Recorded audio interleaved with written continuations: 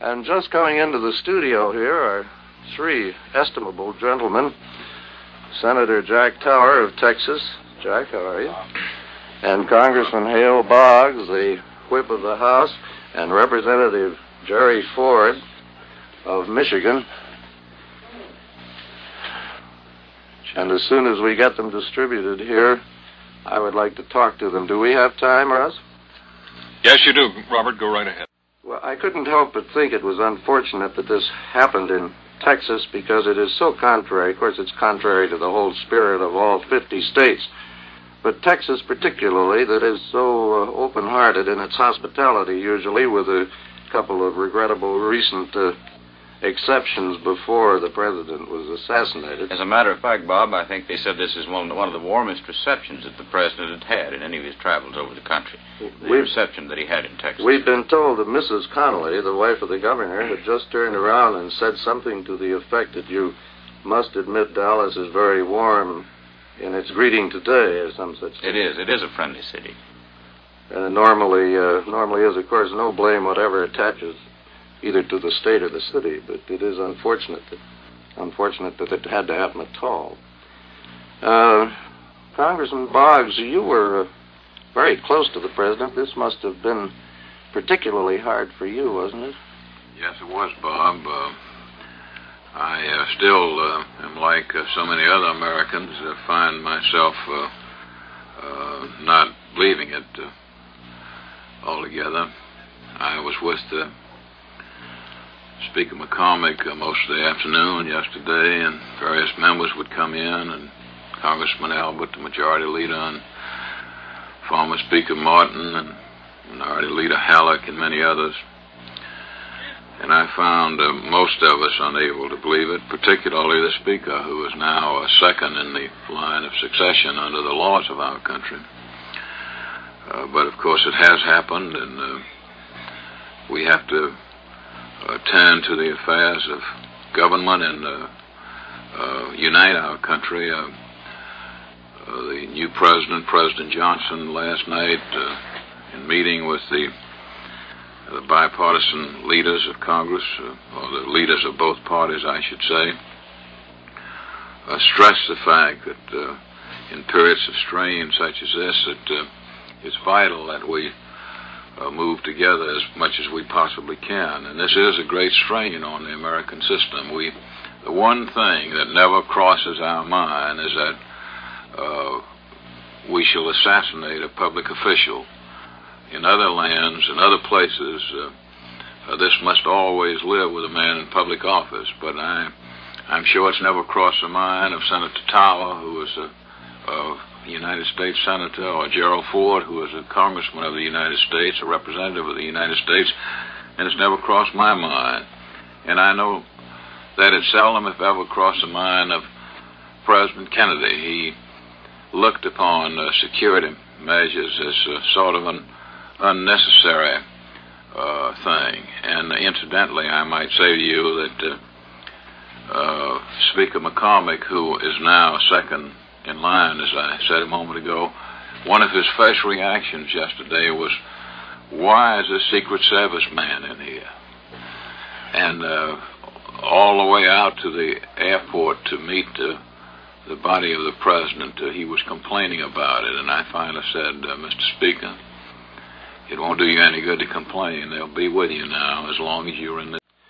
Well, Representative Boggs, now to get back for just a moment, as the Speaker's assistant in the House, you were awfully close to him. Some of us were concerned yesterday about the Speaker, about how he'd take this. I didn't see him yesterday. Is the Speaker all right from what you said? I judge he is. The Speaker's fine.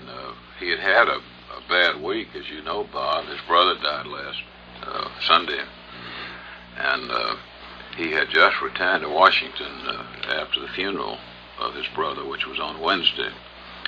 But he looks well. He's shocked, just as all of us are. But I must say that I think he's in fine health. And as I said a moment ago, he's second in succession. I don't think he realizes that, because that in itself is an awesome responsibility.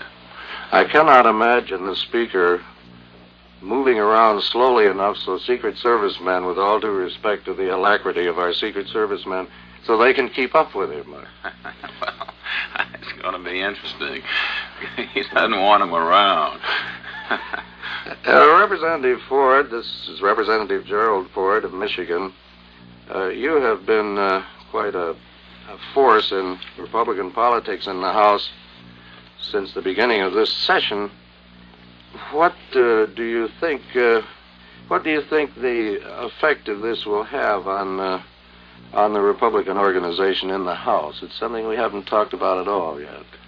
Well, of course, Bob, we haven't, as a Republican leadership, sat down and analyzed the situation. As a matter of fact, I talked to Charlie Halleck yesterday afternoon, and it was the consensus among all of us that politics should be the last thing we should discuss at that very tragic hour.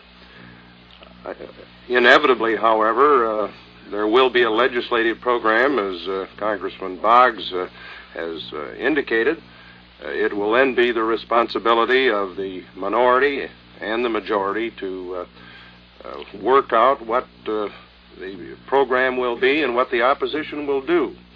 I would say that the minority, the Republicans, will make a maximum effort, without any sacrificing of principles, to cooperate, to help and assist the new president and the Democratic leadership in the House and in the Senate. It's so difficult to be specific because nobody's had their mind or their thought on what the legislative schedule will be. As a matter of fact, I am rather sure, Hale, that we'll probably have a minimum of activity for, a week or thereabouts? It's hard to say. That's what I wanted to ask all three of you gentlemen. As a matter of fact, this came as such a shock to all of you up there. Don't you really need a few moments to collect yourselves before you can buckle down to work again?